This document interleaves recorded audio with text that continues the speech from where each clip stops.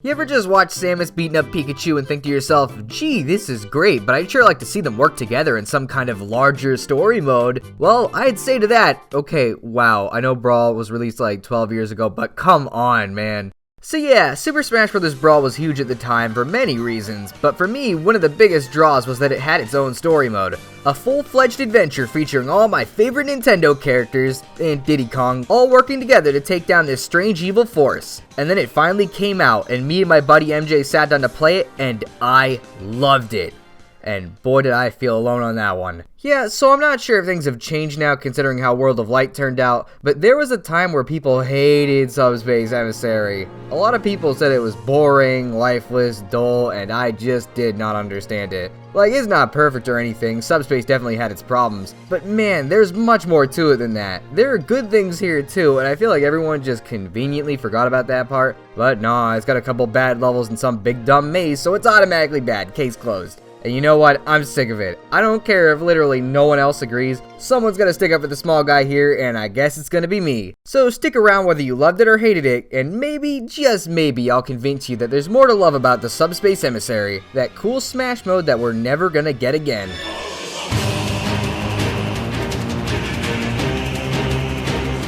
So the story begins in the world of trophies, where a crowd is all gathered to watch a plumber and a marshmallow beat the tar out of each other for some reason. And quick side note, man, going back to Brawl's floatier physics after being so used to Ultimate was a little tough. Not the fault of the game or anything, and not even really a problem, I was just not doing so well early on. Oof. Anyways, Mario beats Kirby. Mario saves Kirby from this horrifying stone state that kinda asks a lot more questions than we ever get answers for. I have a question for God. Why? And the two shake hands and everything seems like it'll be alright. Uh-oh, who could've guessed there'd be a problem? Well, I'm sure things will turn out fine. Kirby will defeat these guys and save the...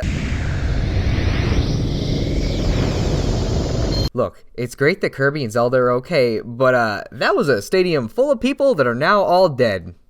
That's just great. So from here, the game begins to follow a bunch of smaller micro-stories, ones that, through a lot of pretty coincidental circumstances, have them all meet up in the end. And honestly, as simple as they're really fun to follow and probably the best part of the game. Mario, after getting shot earlier, meets up with Pit, who at the time was a forgotten hero from a series that hadn't seen a game in quite a long time. And considering it was this exact appearance that inspired Sakurai to bring Kid Icarus back with one of the best games on the 3DS, I'd say this scene is honestly even cooler in retrospect. Too bad we're never getting another Kid Icarus game because Nintendo hates it. Thanks, Nintendo. Diddy Kong loses his buddy Donkey Kong and will stop at nothing to get him back, with Fox and Falco getting not just figuratively, but literally dragged along for the ride. Lucas, of all characters, gets an actual character arc in Subspace. It all starts with Ness getting captured by Wario, all because Lucas was a big fat baby. Too scared to fight Wario, Lucas decides to leave his friend to his fate and ends up clinging to the Pokemon trainer, partially not to be alone, and partially in the hopes that maybe one day he'll be a brave boy and actually save his friend Ness. This is honestly one of my favorite parts of the campaign, and so it's great that Nintendo just kinda hates the Mother series, so we'll never actually get to see Mother 3 released in English. Thanks again, Nintendo! Oh wow, Sakurai, trying to sell me on Metroid, I see. Well, joke's on you, I actually think she looks cool in the suit anyways. So Samus is looking for her power suit, which I assume has been stolen or something, and along the way she saves Pikachu from getting pretty much tortured, and it's kinda messed up. And Pikachu, I guess, just decides to join her, cause why not, doesn't really have much else to do. This is honestly just a really cute pairing, and seeing the dead serious bounty hunter teaming up with the cute yellow rat is honestly mildly amusing at times. Link grabs the Master Sword to, assumedly, deal with the oncoming threat, with Yoshi just kinda joining in after waking up from a nap like, I'm just getting a little too old to deal with this stuff. Eventually joining up with Mario and Pit, and later Kirby, who just kinda shows up at some point. The best story clearly though has to be the one where Marth, Meta Knight, and Ike just kinda run around beating the frick out of everyone they see. I'm honestly not even sure they know these are the bad guys, they might just be doing this for the fun of it. Also, speaking of Ike, he has by far the coolest scene in the entire story. You see, Marth and Meta Knight are chasing this guy, the Ancient Minister, the one who seems like he's the reason for all these subspace bombs going off. Earlier, Mario and Pit failed to catch this guy, and for a moment, it seems like the same will happen here. But then suddenly, this music starts up in the background, and you see this sword come up and...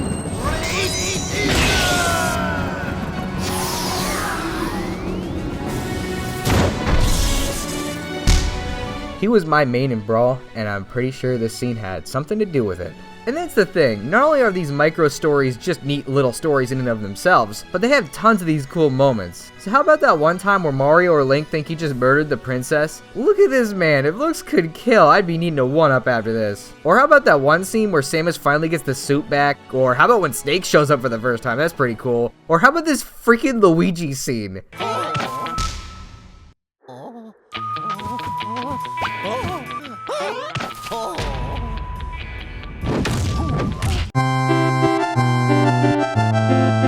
There are so many cool scenes, and even better is that every character that's actually in the campaign gets a moment. Sure, some characters get a little more screen time than others, but no matter how obscure the character, no matter how small the franchise, every character gets at least one moment to shine. And a game with as many characters as Brawl has, that's gotta be a pretty big task to accomplish, but they pulled it off, meaning this mode has quite a bit of fan service, not that kind. I mean the cool kind. I said not that kind. The kind where you get to see and feel the love and appreciation that Smash gives its characters. It's honestly just kind of wonderful. And you know, that's all great and all, but that's not the part that people disliked about Subspace back in the day. Pretty much everyone thought the cutscenes were cool at the very least. It was everything that people talked about, in fact. But you know what? There's another part of the game that nobody really talks about. You know, the game part. And honestly, I feel like it's a lot better than people give it credit for.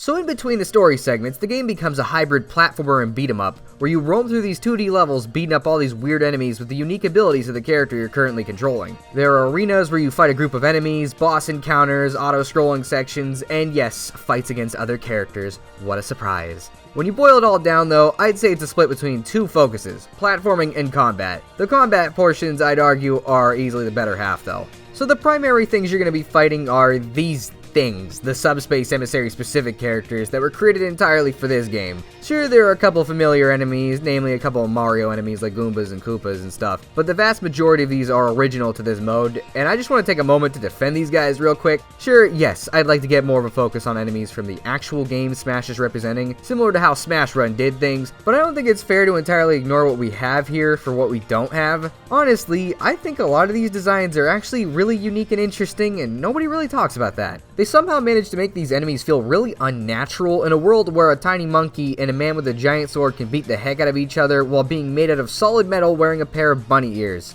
Like, do you know how much of an accomplishment that is? And considering they're enemies, you know, coming from a different dimension, I'd argue that's part of the point, to make them look kinda odd. And these designs are really unique, even from each other. Like, look at this guy, Flo. It's this bizarre segmented ghost thing with these creepy looking spirits behind him. Or how about this eyeball fish thing that's equal parts unique and disgusting? And hey, you wanna not sleep tonight? Then stare at this monstrosity for a while and you might not be able to. Like, come on, I get it that it sucks that we don't have more enemies from other games, but these guys are cool in their own right, and I feel like they never really get any love. It's kinda sad. It also helps that these varied designs result in a ton of different fighting styles. Every enemy feels like it has some unique way of attacking, and differing combinations of them mean that fighting them always feels interesting. Though,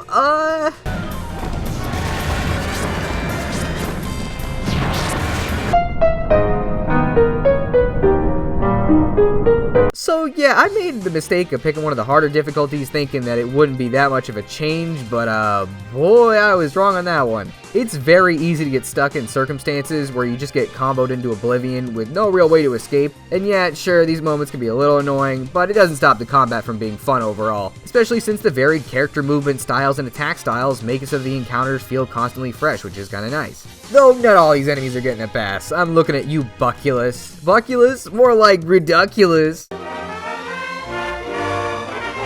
That was some comedy gold there, huh?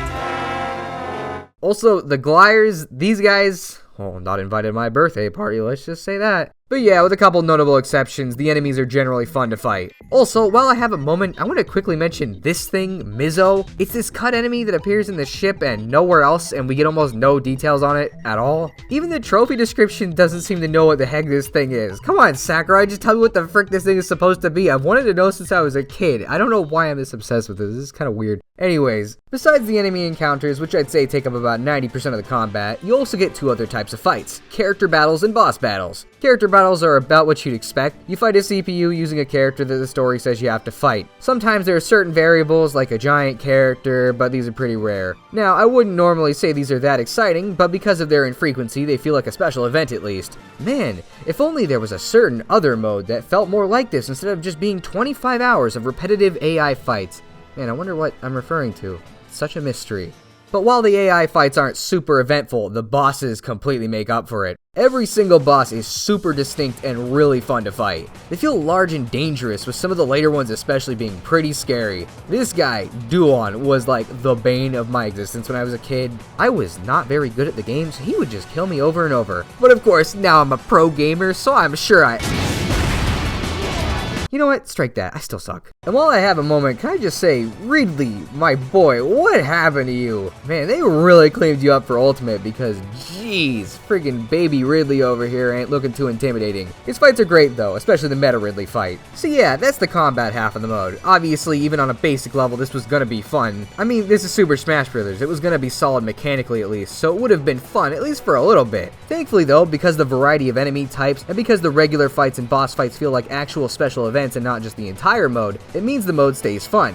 Now, when it comes to variety, they didn't stop with just fighting. They decided to add a bit more spice to mix it up. Unfortunately, by spice it up, they meant they had no spices except salt, because the other chunk of the mode is focused on platforming, which is easily the worst part of the mode. So it's not that the platforming is even bad, it's just incredibly, and I mean incredibly basic. Areas are super blocky and repetitive, there's no natural feeling to the ways levels are designed, they just feel like someone made them in a level creator. But I think I know the reason why the mode is designed like this. Subspace Emissary had the tough challenge of having to design a mode around a fighting game. One that, while it has light platforming elements, also has a ton of different characters with entirely different movement styles. Not all these characters are inherently good at platforming. I mean, look at Ike, he's looking around this massive two-handed sword. Do you think this guy's really gonna want to platform? And since every level had to be designed to be played with every single character, since you can go back to any level after you beat the game with the entire roster, it means they had to design the platforming around that. They had to keep things simple so that every platforming challenge could be completed by every character, so any real challenging platforming or any real interesting concepts are pretty much just thrown out the door. Now don't get me wrong, they definitely try to vary things up. Every once in a while you'll come across some specific set piece or special moment, but these are few and far between. And that's not to say there aren't some neat levels here and there. For example, the first level where you play as Samus features a much more non-linear design, which not only makes the level feel really distinct from the others, but it's actually a really neat callback to how Metroid is designed. But just as there are good examples, there are also a couple of bad examples too, where the platforming gets a little too ambitious and it doesn't really work. Ironically, the second Samus level is probably the worst in the entire mode, with a focus on some oddly specifically timed platforms where the player has to platform pretty precisely or die almost instantly. The thing is that both the good and bad examples are outliers. Odd examples in a mode that's really just kinda average most of the time. It's like eating toast, it's fine, but I doubt you'd finish it and be like, whoa dude, that was some wild stuff right there. Thankfully, because of the constant enemies, it's really hard to notice it that much, and the platforming doesn't ruin the mode or anything, it's just not that exciting. And you know, the ironic thing is that there is an example of pretty solid level design actually. Like, there is a part where the platforming is actually a standout part of the experience. And that great example of platforming is in the Great Maze. Oh boy. So let's just get through this quickly, a luxury that the actual Great Maze doesn't even provide you, ironically. So near the end of the campaign, Taboo, the real villain of Subspace, traps himself in this thing called the Great Maze. It's this giant, well, maze where you have to explore and defeat these shadow versions of all the characters and bosses. I hated this when I was a kid, but honestly it's not quite as bad as I remembered. On the positive end, the level design here is at its best, likely due in part to the non-linear structure, making the area feel a lot more exciting to explore, and also just because in general it feels like the design has gotten a lot better. And honestly, as much of a momentum breaker as it is, it's really kind of satisfying to explore this giant area, tackling the challenge one area at a time. It just feels cool. Other positives, you get to listen to Brawl's soundtrack more. Actually, this is genuinely a positive. Brawl has an amazing soundtrack. Probably an unpopular opinion here, but as far as Stickerbush Symphony goes, one of the most lauded tracks in all of gaming history, I actually prefer the Brawl version of it. It just gets me in a certain mood, you know? But yeah, those positives still don't change the fact that it pretty much destroys the pace. I mean, for like 2 hours, all story progress just kind of halts while you're forced to find every single shadow in the entire maze. It also doesn't really help that a lot of these areas are recycled visually,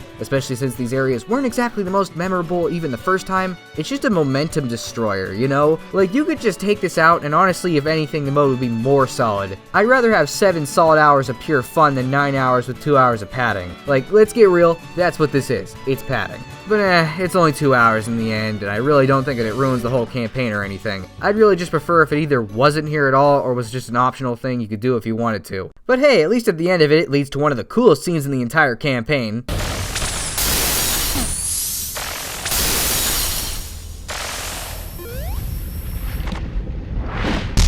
10-year-old me was screaming here. But also the final boss, Taboo, is actually really cool. He has such a unique design, and the fight is pretty fitting in that because it's also super unique and really weird. It's also just hard as heck. Like, legit, he has a one-hit KO attack. It's kind of crazy. But yeah, it's a cool way to cap off the adventure. And so the day is saved, and now the Nintendo crew celebrate by just kind of standing still on a cliff, I guess. Alright, not the way I'd celebrate, but you do you. And that's Subspace Emissary. It's definitely not perfect, but man, there are just so many cool things about it. It was and still is this big crossover adventure I'd been waiting for since the days of Melee. And so it's really sad that we're probably never going to see something like this ever again. World of Light is all the evidence you need. A big story-focused mode is just not the priority anymore. And while I'd argue you're really missing out on a huge opportunity having all these different universes and not having them interact in some meaningful way, I understand why it's not feasible. I mean, since Brawl, the number of characters has over doubled, so giving each character a significant moment in the campaign